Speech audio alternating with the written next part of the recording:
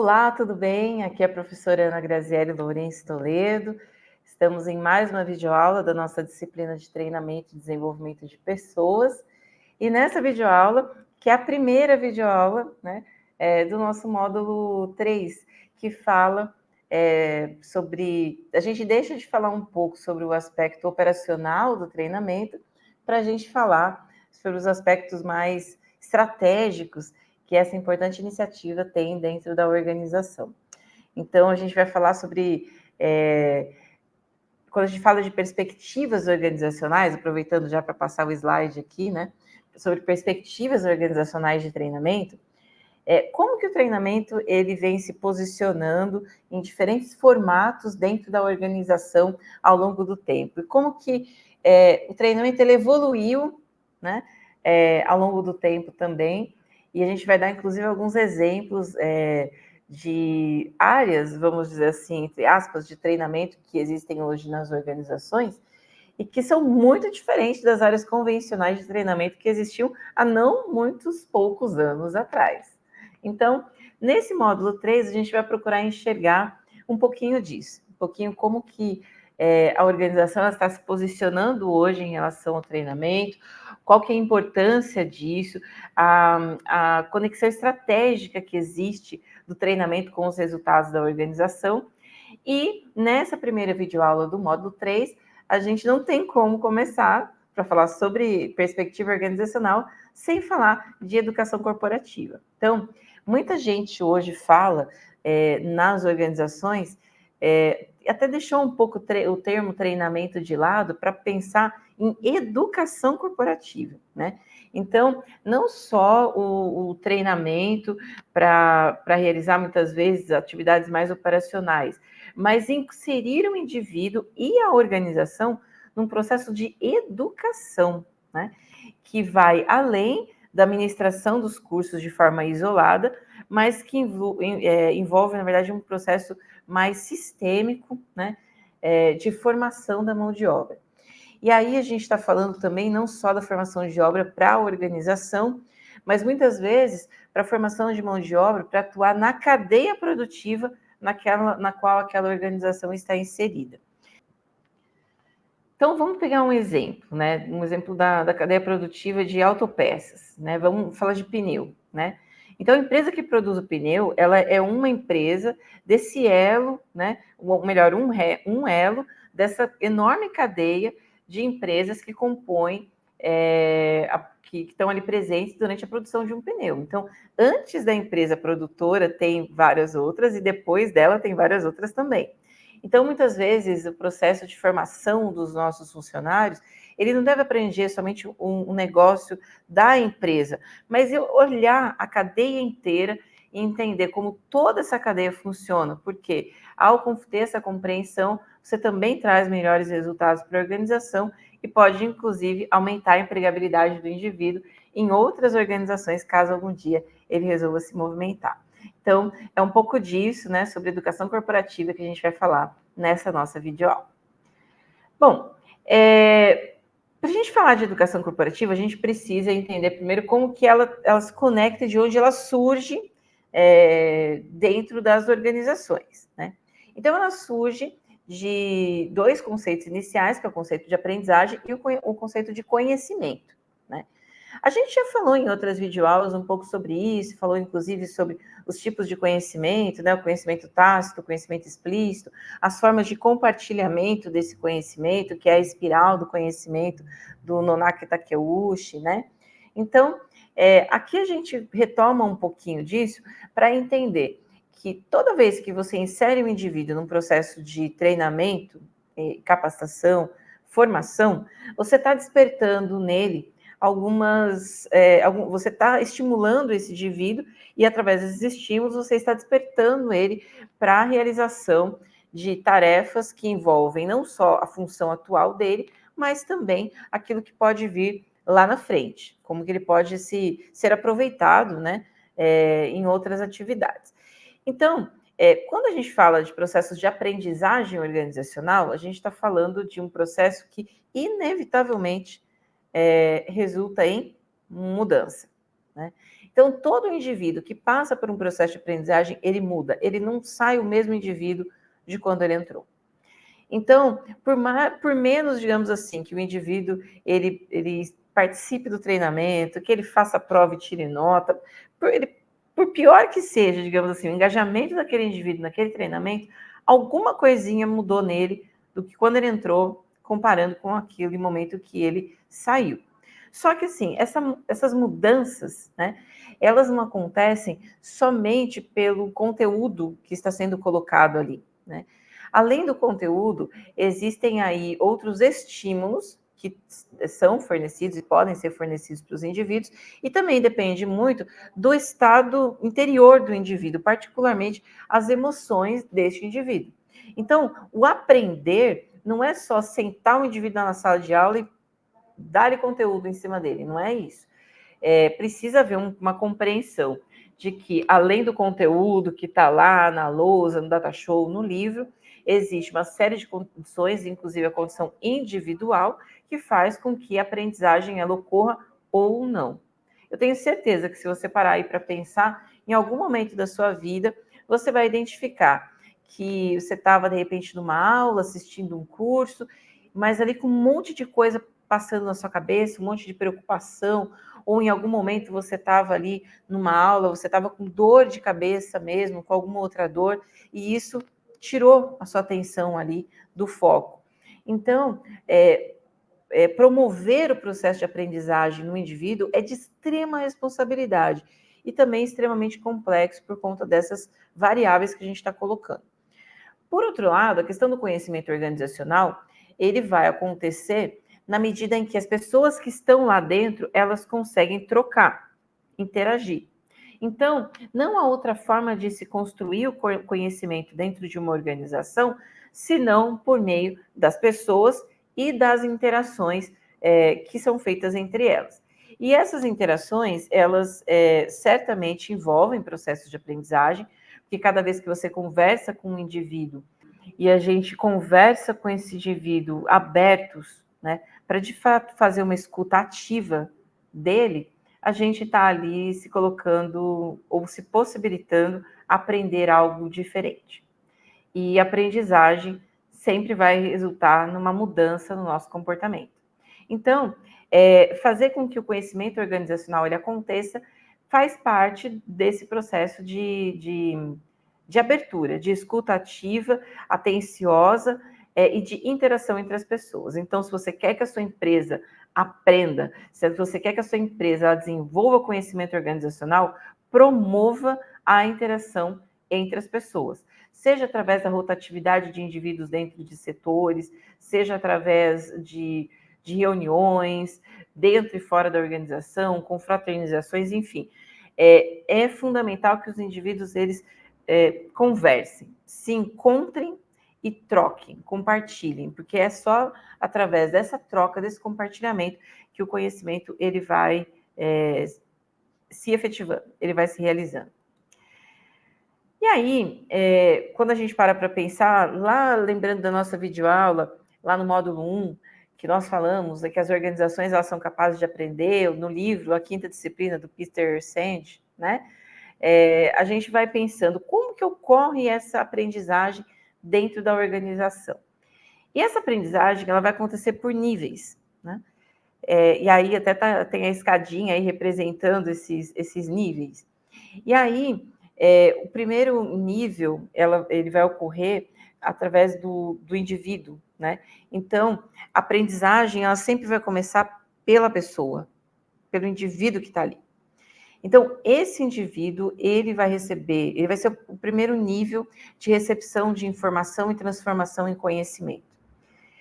Quando esse indivíduo, ele começa a aprender, ele vai querer compartilhar, porque é intrínseco isso, a vontade do compartilhamento e da troca, ela é do ser humano. Somos seres sociais efetuam trocas, compartilham. Então, quando eu começo a aprender, eu começo também a ter um desejo, uma vontade de compartilhar esse aprendizado com outras pessoas. E aí o aprendizado ele deixa de ser somente individual para ele ser em grupo, em equipe. E aí as pessoas elas vão se reunindo para poder conhecer mais e aprender mais juntas. É o que acontece, por exemplo, em grupos de pesquisa, que a gente tem aí no meio acadêmico, é o que acontece com projetos, né, que os estudantes realizam, projetos sociais, projetos ambientais, de sustentabilidade, ou seja, são pessoas que têm os mesmos interesses e que vão se reunindo em torno desses interesses. E a partir do estabelecimento da aprendizagem em grupo, aí a gente tem aprendizagem organizacional, ou seja, quando as pessoas aprendem, quando os grupos, os setores, as áreas, os departamentos aprendem, a organização inteira começa a aprender também. Então, não estou dizendo aqui que as cadeiras, as portas, as janelas, as paredes aprendem, não, mas a organização formada por pessoas, porque é isso que é uma organização. Os recursos físicos estão aqui, mas eles vão continuar aqui imóveis se não tiver um indivíduo que chegue lá e aperte o botãozinho, que dê aquele empurrãozinho, que faça a coisa fluir. Então, esse processo de aprendizagem, ele se torna organizacional a partir do momento que a gente consegue envolver todas as pessoas nesse mesmo sentimento, nessa mesma vontade, expectativa de aprender, de querer fazer mais, de querer evoluir e de querer mudar, porque é isso, né? Aprendizagem e mudança, como a gente falou no slide anterior. Bem, para a gente ter, né, na verdade, o conhecimento ele sendo trabalhado no nível individual, no nível de grupo e no nível organizacional, é preciso que o conhecimento ele seja visto como um ativo estratégico dentro da organização. Se ele não é visto dessa forma, então a gente não consegue fazer os processos de aprendizagem acontecer. Isso eu acho que é uma grande reflexão que o gestor ele faz, porque ao mesmo tempo em que ele quer mudança, que ele quer ver as coisas acontecendo, que ele quer melhor performance, muitas vezes eles têm dificuldade, os gestores eles têm dificuldade para lidar com as mudanças. Porque nós, seres humanos, temos dificuldades para lidar com as mudanças, né? Nem todos assim lidam com tanta facilidade, nem todos absorvem com muita facilidade, com muita rapidez as mudanças. Então, por mais que às vezes a gente deseje, a gente sabe que virá um incômodozinho ali até as coisas se acomodarem, né, novamente. Então, um conhecimento visto como ativo estratégico parte da compreensão de que não há como fazer melhores resultados se as pessoas, se os grupos e se a organização não estiver em processo constante de aprendizagem, né? E aí, como é que eu faço esse olhar? Como é que eu desenvolvo esse olhar? Para eu entender se o conhecimento ele é um ativo estratégico dentro da organização, acho que o primeiro passo que a gente precisa dar é identificar quais são esses conhecimentos que realmente agregam valor para uma organização ou para a organização. E a partir dessa identificação, eles têm que ser compartilhados. Então, não é todo tipo, existem vários conhecimentos, porque as várias áreas do conhecimento estão aí, mas nem todos eles serão aplicados dentro de todas as organizações. Então, se eu estou, por exemplo, lidando com uma organização que trabalha com produtos farmacêuticos, provavelmente conhecimentos ligados à engenharia civil não serão utilizados nessa organização. Então, a gente precisa entender, dentro daquele negócio, dentro daquele business, daquele modelo de negócio, o que de fato agrega valor, né? E a partir dessa identificação, aí sim eu começo a compartilhar isso entre as pessoas, porque as pessoas também entendam que isso além de ser uma compreensão da alta gestão, da alta administração, também deve ser uma compreensão de todos os indivíduos dentro da organização, né? Então, fazer essa identificação é o primeiro passo para entender quais são os conhecimentos que são realmente estratégicos. E quando a gente fala de agregar valor, não necessariamente é um valor imediatamente monetário, né? Então, por exemplo, quando a gente investe em questões de sustentabilidade, isso não necessariamente, diretamente, o retorno vem em dinheiro para a organização. Muitas vezes vem no aumento da diversidade do número de clientes, em você atingir clientes que estão em outros lugares que você ainda não chegou, vem aí numa redução de custo, vem na imagem da empresa. Então, precisa entender que essa agregação de valor, ela precisa acontecer, ela deve acontecer, e não só atingindo a questão financeira, mas todos os outros aspectos organizacionais. E entender que hoje a sociedade também vê de forma diferente essa questão do valor. Talvez não muito tempo atrás, eram identificadas como empresas de extremo valor aquelas empresas que eram listadas na Bolsa de Valores tradicional, e hoje existe uma busca muito grande por inserir empresas na Bolsa de Valores em índices que, por exemplo, medem a sustentabilidade. O que é a estratégia ESG ou ESG, né? ESG, como alguns também chamam, né? Envolver questões de governança, transparência, comportamento social e ambientalmente adequado, também são vistos como valores estratégicos dentro de uma organização, e aí você precisa trazer isso para a sua prática, né? As pessoas precisam agir, os processos, eles precisam ser performados dessa maneira também. Então, o que significa ter valor? Algo tem valor a partir do momento que eu consigo transferir essa informação, esse conhecimento para alguém, na medida em que eu consigo fazer com que alguém, um indivíduo, ele melhore suas capacidades, suas competências, que os processos, eles melhorem as suas competências, as suas entregas, e a partir daí eu consiga gerar um retorno, né? Então, o simples fato de você dizer, né, que tem um cliente que te mandou um feedback positivo nos seus canais de atendimento, dizendo assim, olha, fiquei sabendo que vocês investem numa ação social, que bacana, não comprava o produto de vocês, mas a partir disso eu vou começar a comprar. Ou, eu já comprava o produto de vocês, mas agora fico mais orgulhoso ainda e indico o produto de vocês. Perceba que isso é geração de retorno, isso é geração de valor, e não necessariamente vem exclusivamente por dinheiro, né? E assim, o conhecimento entendido como ativo estratégico, ele é um conhecimento que está conectado diretamente com as competências estratégicas da organização. Então, não existe nenhum conhecimento que os indivíduos possuam dentro da empresa que esteja descolado das competências que a empresa possui e que deve realizar, tá bom? Então, fazer esse olhar sobre o conhecimento que está lá é fundamental para que a gente consiga avançar nessa discussão sobre aprendizagem. Como que eu gerencio esse conhecimento? A partir do momento que eu entendo que ele é um ativo estratégico, ele precisa ser gerenciado, né? Eu digo que, por exemplo, as minhas máquinas são ativos estratégicos, então eu vou lá, lubrifico, faço manutenção, limpo, cuido bem das máquinas, então o conhecimento também precisa ter esse mesmo cuidado. Então, esse gerenciamento do conhecimento, ele passa pelo processo inicial, que é o de aquisição e desenvolvimento do conhecimento. Então, como que eu faço isso, né? Eu promovo oportunidades para que a experimentação ocorra, para que a inovação ocorra, um ambiente propício para que a inovação ocorra, a resolução de problemas seja uma prática, que as pessoas elas procurem fazer benchmark, ou seja, olhar as melhores práticas de outras organizações, e através da própria contratação de funcionários, né?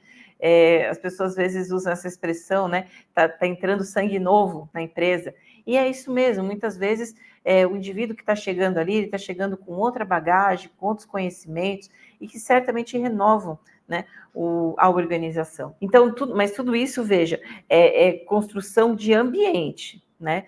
Não adianta simplesmente vir uma ordem top-down e dizer assim, a partir de agora funciona desse jeito. Não, tem que ser construído um ambiente que propicie todas essas coisas que a gente está falando, né? Então, quando a gente fala, por exemplo, de qual é esse ambiente, ambientes que que aceitam o erro como um processo, parte do processo de aprendizagem, estimulam práticas de inovação.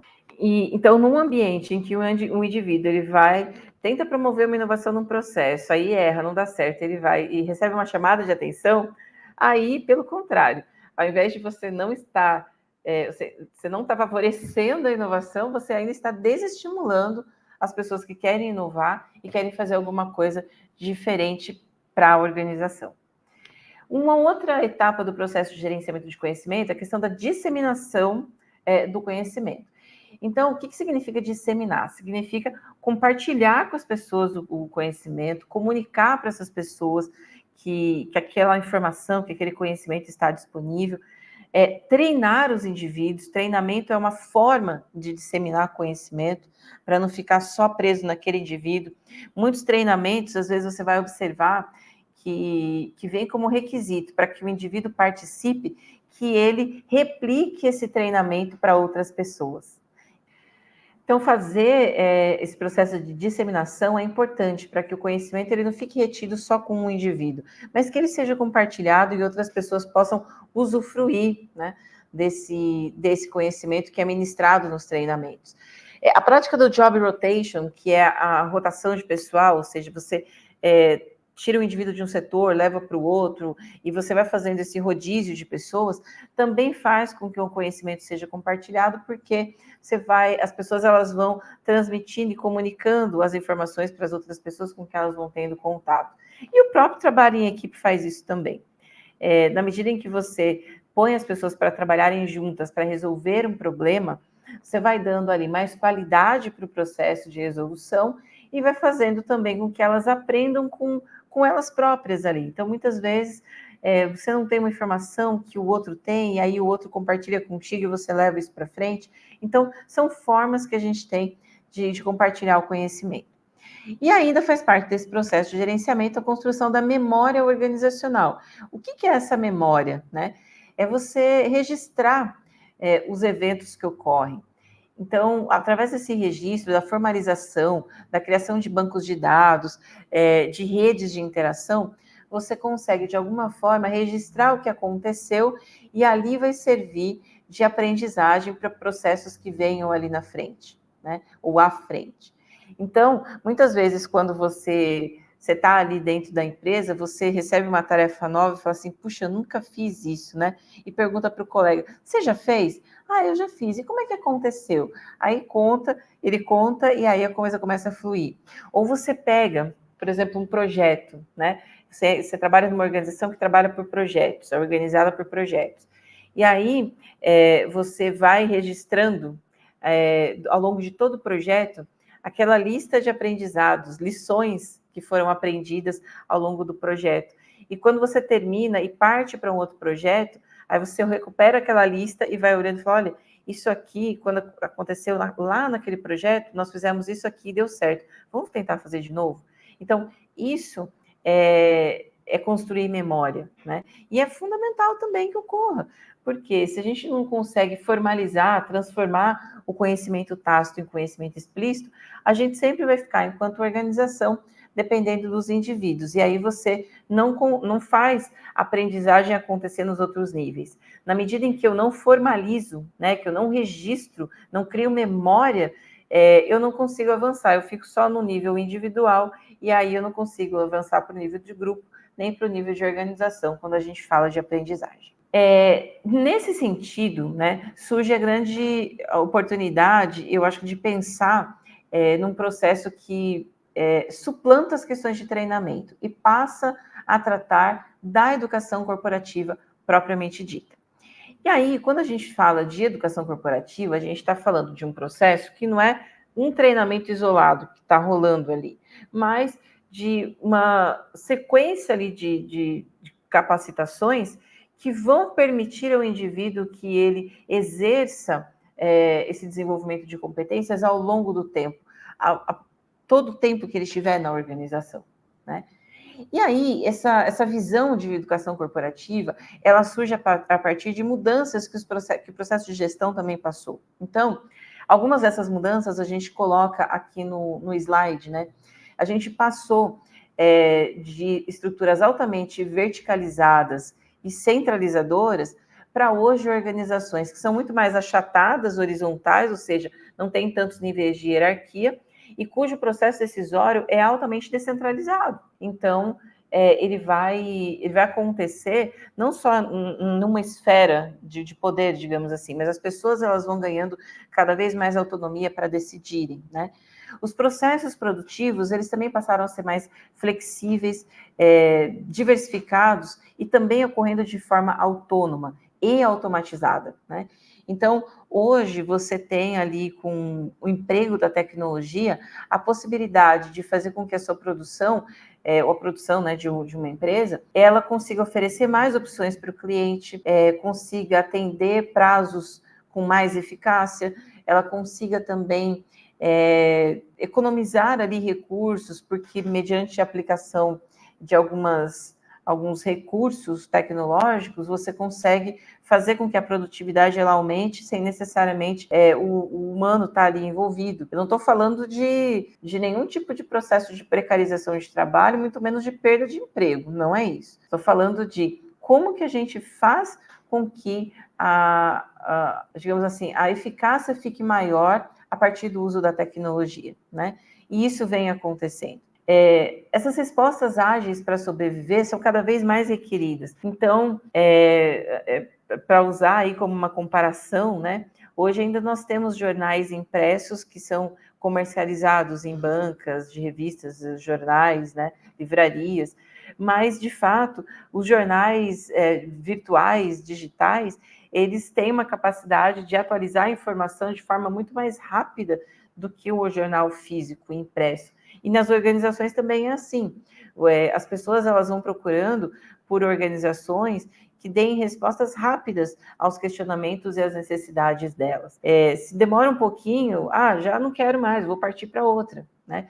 Então, trazer agilidade para o atendimento, para os canais de atendimento, é uma característica necessária para a sobrevivência hoje. Outra mudança que a gente tem na gestão é essa visão do trabalhador gestor. O que é isso? Cada vez compreende-se que o indivíduo ele pode receber mais responsabilidades e mais autonomia. Só que a contrapartida disso é que ele também passa a ser gestor dos seus processos. Então, essa nova postura do trabalhador, ela faz com que o comprometimento e a participação eles sejam maiores e o resultado também seja maior. Mas, lógico, que tem mais responsabilidade envolvida também. Mas, cada vez que você vai fazendo esse olhar mais profundo nas organizações, você vai encontrando que os empregados, os funcionários, eles estão mais próximos, né, desse perfil de gestão do que simplesmente aquele indivíduo que obedece ordens e faz aquilo que lhe é mandado, né? E uma outra característica, né, que é o trabalhador voltado para o seu autodesenvolvimento. Então, as pessoas elas estão cada vez mais conscientes de que elas são as donas das suas carreiras, elas é que precisam desenvolver suas carreiras, que a organização ajuda, mas se ela não der o passo principal, a organização não pode fazer para ela, né? Então, a busca pelo autodesenvolvimento é uma busca que tira o indivíduo da questão da preocupação com o emprego para buscar uma preocupação com a empregabilidade, né? Veja a diferença, não é eu estar empregado, mas o quanto eu me torno empregável, porque o quanto eu me torno empregável significa o quanto que as empresas buscam pelo meu perfil e eu sou desejável, né? Ou desejado pelo mercado de trabalho. Então, hoje, quando você olha para as organizações líderes, você está enxergando esse tipo de contexto acontecendo, que é um contexto que favorece a questão da educação corporativa. As pessoas, elas, dentro desse contexto, elas vão ficando também mais conscientes de que elas precisam integrar a organização de uma outra forma. Então, não é porque eu sou um trabalhador ali do chão de fábrica que eu não deixo que eu posso digamos assim, posso me orientar exclusivamente por essa função, né? Eu estou lá no chão da fábrica, mas eu também faço parte da estratégia organizacional e eu também posso contribuir, porque aquilo que eu faço, eu conheço muito bem. E muitas vezes quem está em outras posições não consegue conhecer. Então, como que a gente consegue fazer com que esse sentimento cresça nas pessoas, que é necessário que cresça, né? Primeiro, fazendo com que boas práticas de recursos humanos elas sejam repetidas, copiadas, compartilhadas. E essas boas práticas, elas resultem em maior valor para as pessoas e para a organização. Então, olhar para quem está fazendo alguma coisa bacana e tentar trazer isso para dentro da sua organização também, né? Adotar um modelo de gestão de pessoas que olhe para essa questão das competências e para essa questão dos talentos. Porque esse modelo, né, de que olha competência e olha talento, ele não deixa a organização parada no momento atual, ela prepara a organização para o futuro. Porque quando você fala de gestão de talentos e fala de competências, você está avisando lá na frente o que vai acontecer. Pensar estrategicamente uma organização, um setor ou a sua vida, né, pessoal, é você pensar no longo prazo. Então, onde eu quero estar daqui a tanto tempo, como eu quero estar, com quem eu quero estar, e trazer isso para as ações que você precisa realizar hoje e que vão garantir esse posicionamento lá na frente, né? Em termos do indivíduo, essa questão da busca pelo autodesenvolvimento, ela é precedida por duas outras questões. O indivíduo ele só consegue enxergar que ele precisa se autodesenvolver a partir do momento em que ele tem um certo nível de maturidade. Então, sem chegar nesse nível de maturidade, ele não vai reconhecer que ele é o responsável por si próprio e ele tem que buscar o seu desenvolvimento. E, de outra forma, ele também não consegue se autodesenvolver se ele não se conhece. Então, incentivar a prática do autoconhecimento faz com que as pessoas se despertem para o autodesenvolvimento também. Porque só se autoconhecendo, sabendo das suas limitações, sabendo das suas fraquezas, das suas potencialidades, é que a gente consegue direcionar as ações de treinamento e desenvolvimento que esses indivíduos precisam realizar. E do ponto de vista organizacional, é preciso que a empresa, que a organização, ela disponha as condições necessárias para o desenvolvimento das pessoas. E essas condições não necessariamente envolvem dinheiro. O dinheiro é muito importante, o budget, né, o recurso financeiro para o treinamento é muito importante.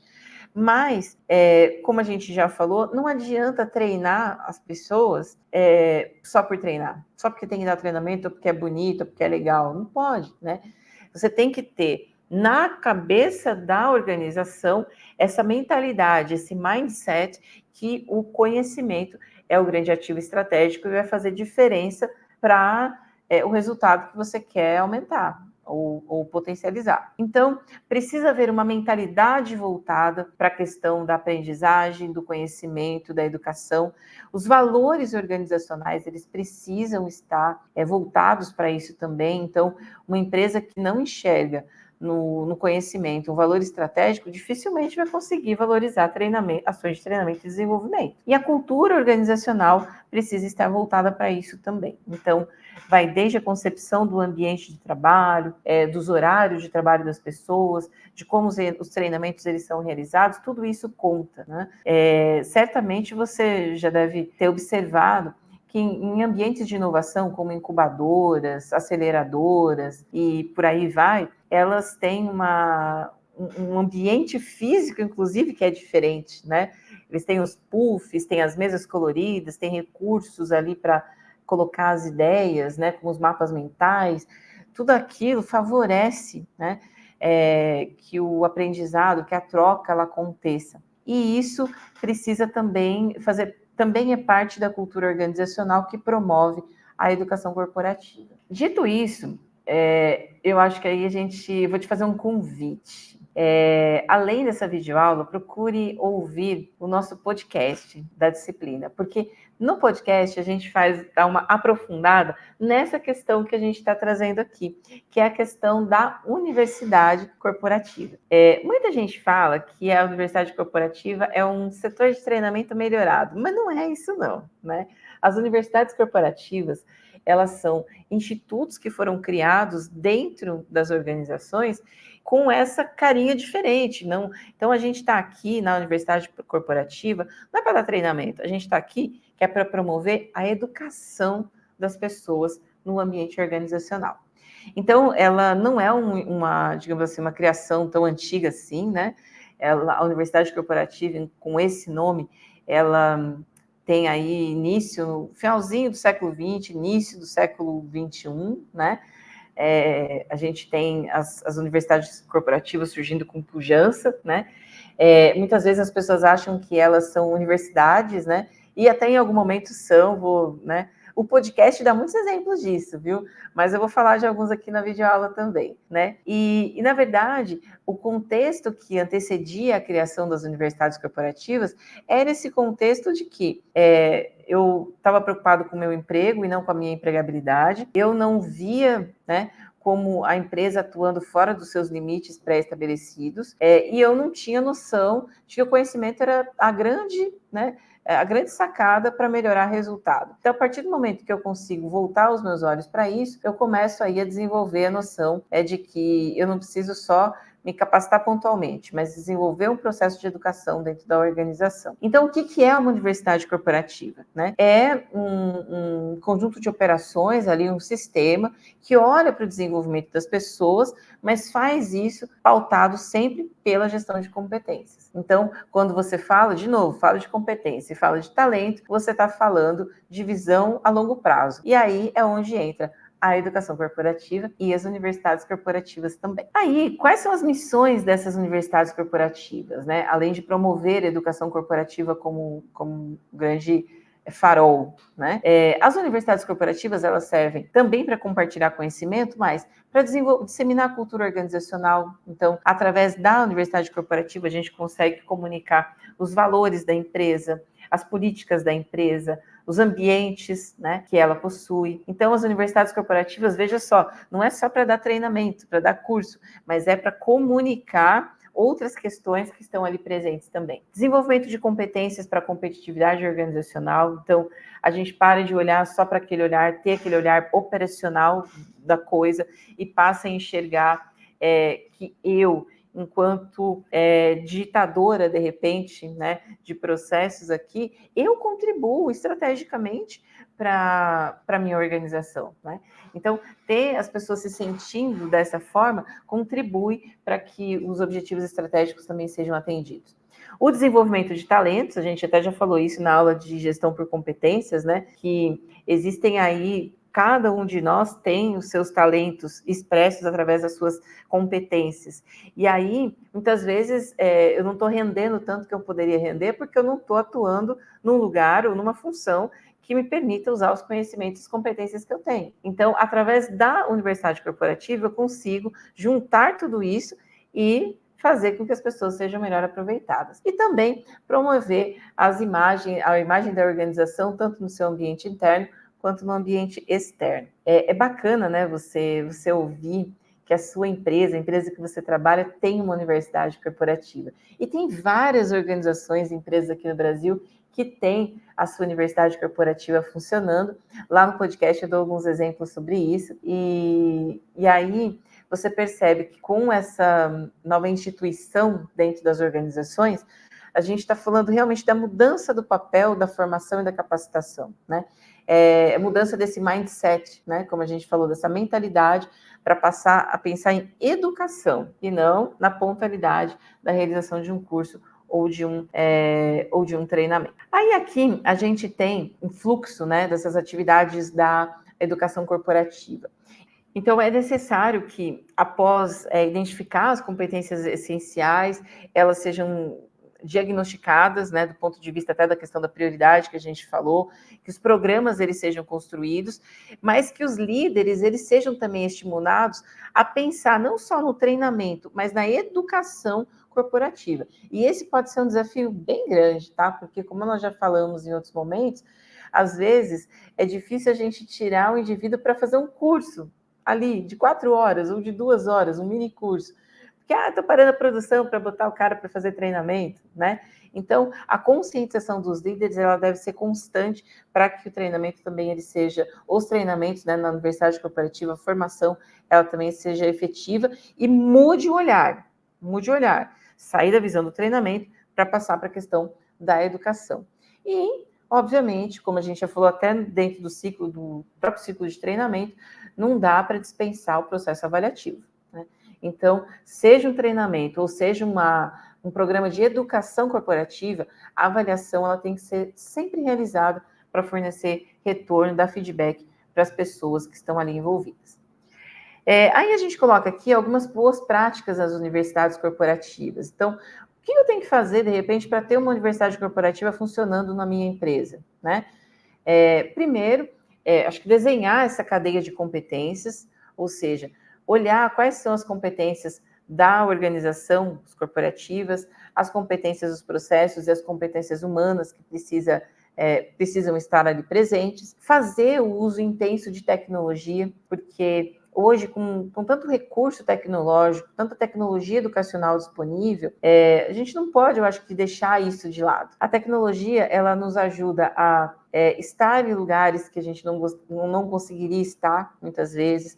Ela nos ajuda a exemplificar, a demonstrar, ela nos ajuda a compartilhar, ela nos ajuda de tantas formas. Então, universidades corporativas, elas precisam fazer uso de tecnologia. Então, tem muitas delas que já trabalham, assim como nós trabalhamos aqui na UFMS, com além das videoaulas e do material ali que está disponível, trabalha com podcast, trabalha com vídeo, trabalha com infográfico, trabalha com tantas outras ferramentas que são muito úteis e que ajudam as pessoas no seu processo de aprendizagem. E a construção de parcerias, né? Então, não tem como você trabalhar uma universidade corporativa sem ter as parcerias ali envolvidas. E essas parcerias, elas incluem tanto as internas, com os setores, com os líderes, quanto as parcerias externas, porque nem sempre você vai encontrar dentro da sua organização todos aqueles indivíduos que vão ministrar, né, a formação. E aí eu preciso de outras organizações parceiras para promover esse processo ali também. Então, construir parceria é fundamental para que a gente tenha a universidade corporativa funcionando, porque muitas vezes eu não vou encontrar todas as competências necessárias dentro da minha organização. Eu preciso buscar essas parcerias para complementar as competências com esse pessoal que está lá fora e que também tem conhecimento para dividir com a gente lá dentro da empresa. Bom, aqui a gente tem as referências que foram utilizadas, né, para a elaboração dessa videoaula. Acho que a gente procurou trazer, através do exemplo da educação corporativa e das universidades corporativas, como que hoje as empresas estão posicionando essa questão do conhecimento internamente. Não que aquelas que só pratiquem o treinamento, elas estejam defasadas. Às vezes a necessidade da empresa é diferente mesmo. Às vezes falta ali criar dentro da alta gestão esse olhar, essa mentalidade voltada para um processo mais longevo. Então, certamente, as organizações que possuem a mentalidade, a visão de que é necessário investir na educação corporativa e não só no treinamento, estão muito melhores posicionadas, né, competitivamente falando, do que essas que estão no treinamento. E muito melhor posicionadas ainda do que aquelas que nem acham que treinamento é importante. Então, ficam aí as dicas, né, para a sua reflexão, inclusive. Fazer esse olhar sobre a organização em que você trabalha. Como que ela está posicionando o treinamento, o conhecimento, melhor dizendo, dentro da estratégia organizacional? Ela está lá, né, não dá nem bola, acha que treinamento é besteira, ou ela desenvolve algumas ações de treinamento, que já é bacana, né, que já é um salto, ou ela já está lá na frente pensando em educação corporativa. Faz essa reflexão, olha para o seu local de trabalho e aí, a partir dessa reflexão, certeza que você vai conseguir aí enxergar quais são os benefícios de você investir forte no programa de formação de pessoas que abranja não só o momento presente, mas tem um olhar para o futuro, não só a competência ou a função atual, mas tem um olhar para potenciais funções que sejam realizadas, e isso só se consegue fazer através da capacitação, através da educação, tá certo? A gente se vê nas próximas videoaulas. Um abraço para você e bons estudos aí.